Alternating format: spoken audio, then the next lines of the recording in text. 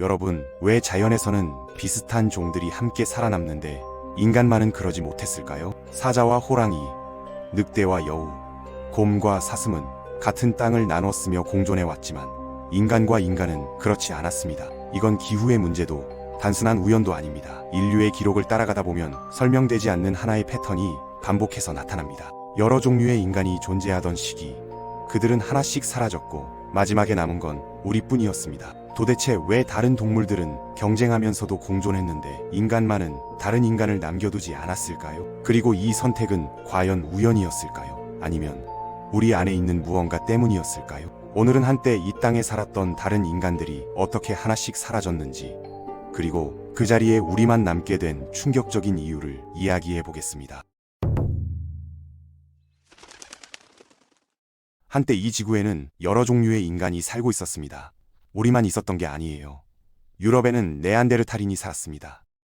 그들은 우리보다 근육이 강했고 추위에 잘 견뎠고 뇌 크기도 우리와 비슷하거나 오히려 더 컸습니다. 아시아와 시베리아에는 데니소바인이 있었어요. 이들은 고산지대에 적응했고 오늘날 티베트인들이 높은 곳에서 살 수 있는 이유가 바로 이 데니소바인 유전자 덕분입니다.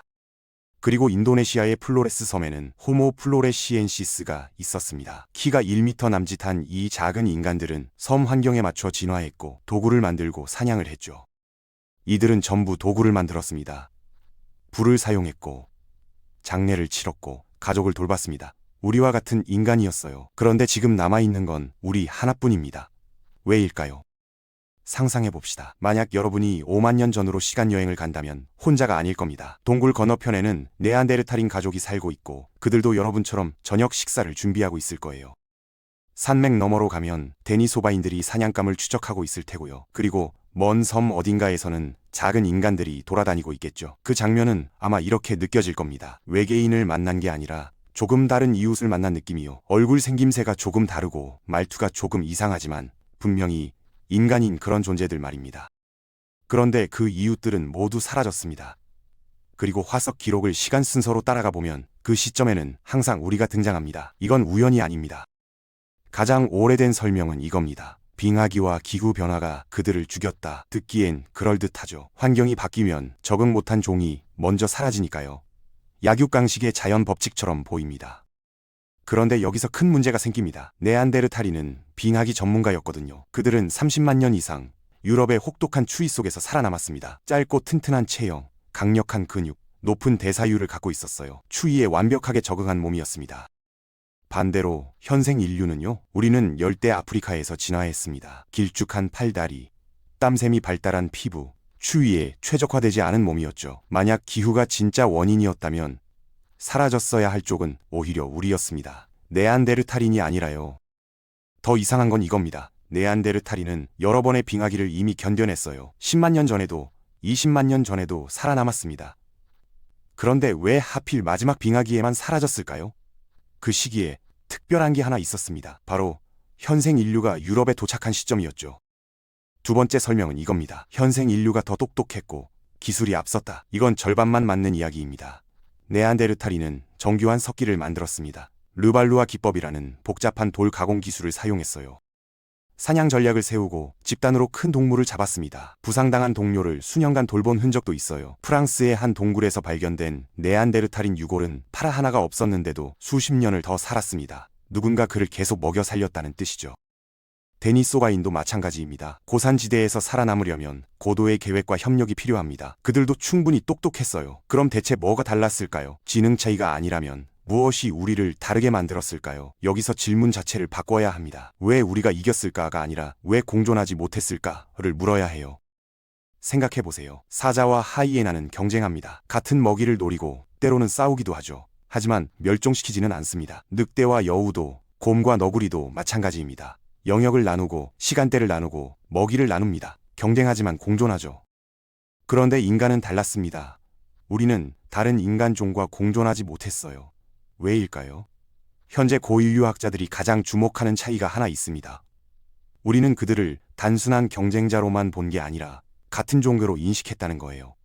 그리고 그게 문제였습니다. 현생 인류는 아주 특별한 능력을 발달시켰습니다. 우리와 그들을 나누는 능력이요.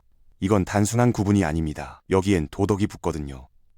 우리는 보호하고 돕고 함께 살아야 할 대상입니다.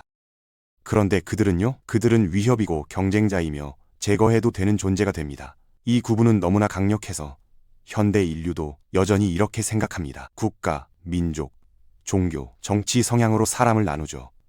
그리고 우리가 아닌 사람들에게는 훨씬 가혹해집니다. 네안데르탈인은 우리에게 단순한 동물이 아니었습니다.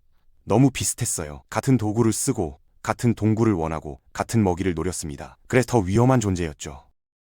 다른 동물들은 경쟁자여도 그냥 동물일 뿐입니다. 사자는 사자고 곰은 곰이에요. 하지만 네안데르탈인은 달랐습니다. 그들은 우리 자리를 빼앗을 수 있는 다른 인간이었어요. 고고학 기록을 보면 정말 이상한 패턴이 보입니다. 현생 인류가 등장한 지역에서 다른 인간종은 항상 수천 년 안에 사라집니다. 유럽이 대표적인 예입니다. 현생 인류가 유럽에 도착한 건 약 4만 5천 년 전입니다. 네안데르탈인이 완전히 사라진 건 약 4만 년 전이에요. 5천 년 정도의 중첩 기간이 있었습니다. 처음엔 같은 지역에 함께 있었고 그 다음엔 흔적이 점점 줄어들었고 어느 순간부터 네안데르탈인의 유적지가 더 이상 나타나지 않습니다. 그리고 그 자리엔 현생 인류만 남았죠. 시베리아와 동아시아도 마찬가지입니다. 데니소바 동굴에서 발견된 마지막 흔적은 약 4만 년 전에 끊깁니다. 현생 인류가 그 지역으로 확산되던 시기와 정확히 겹쳐요. 인도네시아의 플로레스 섬은 어떨까요? 호모 플로레시엔시스는 약 5만 년 전까지 존재했습니다. 그리고 현생 인류가 동남아시아로 퍼져나가면서 그들도 사라졌어요. 기후는 지역마다 달랐습니다. 유럽은 추웠고 동남아시아는 따뜻했고 시베리아는 극한의 추위였죠. 하지만 결과는 같았습니다. 현생 인류가 도착하면 다른 인간종은 소멸했습니다. 이건 우연이라고 보기엔 너무 일관적입니다.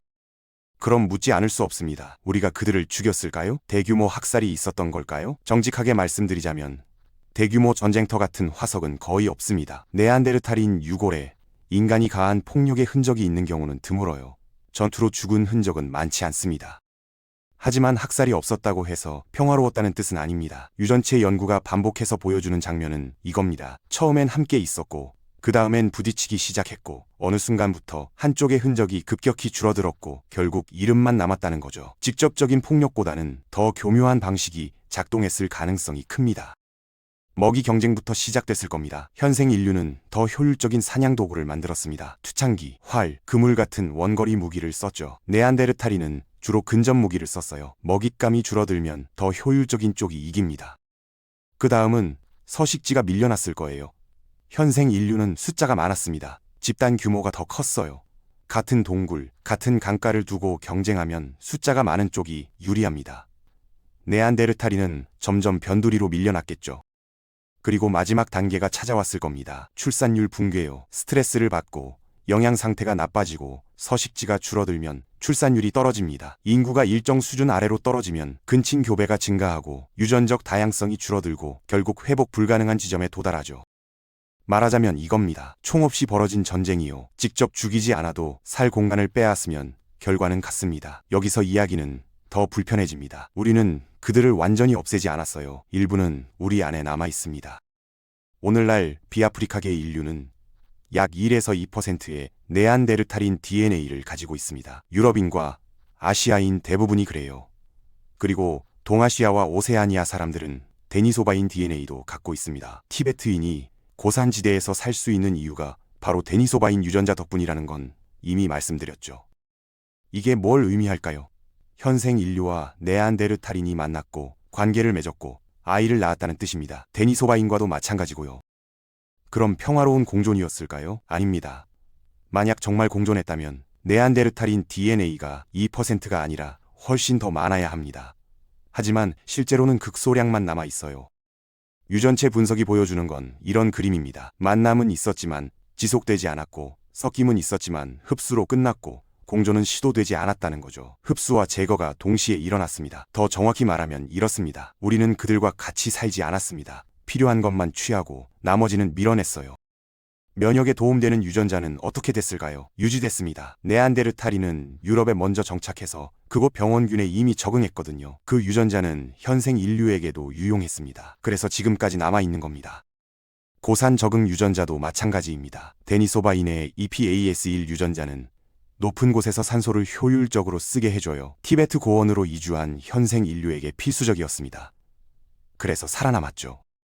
하지만 사회적 행동 방식이 다른 개체들은 어땠을까요? 문화가 안 맞는 사람들은요? 집단에 섞이지 못했을 겁니다. 유전자는 조금 섞였지만 집단 자체는 사라졌어요. 이건 계획이 아니었습니다. 그냥 일어난 일이었어요. 생존 과정에서 자연스럽게 벌어진 선택이었죠. 핵심 질문으로 돌아옵니다. 왜 사자나 늑대는 안 그랬는데 인간만 그랬을까요? 답은 이것입니다. 인간에게는 세 가지가 있기 때문입니다. 도구, 언어, 그리고 이야기요. 사자는 그냥 사냥합니다. 본능적으로 움직이죠. 배고프면 사냥하고 위협받으면 싸우고 그게 끝입니다. 하지만 인간은 다릅니다. 우리는 싸우기 전에 이미 머릿속에서 정당화부터 합니다. 저들은 위협이다. 저들은 우리가 아니다 라는 이야기를 먼저 만들어요. 그리고 그 이야기가 행동을 정당방위로 바꿔버립니다. 언어가 있으면 집단을 결속할 수 있습니다. 우리는 함께 사냥하고 함께 방어한다는 약속을 만들 수 있어요. 그러면 더 큰 집단이 형성되고 더 큰 집단이 작은 집단을 압도합니다. 도구가 있으면 힘의 차이를 극복할 수 있습니다. 네안데르탈인이 현생 인류보다 강했어도 투창기를 든 현생 인류는 멀리서 공격할 수 있었어요. 물리적 우위가 무의미해지는 거죠.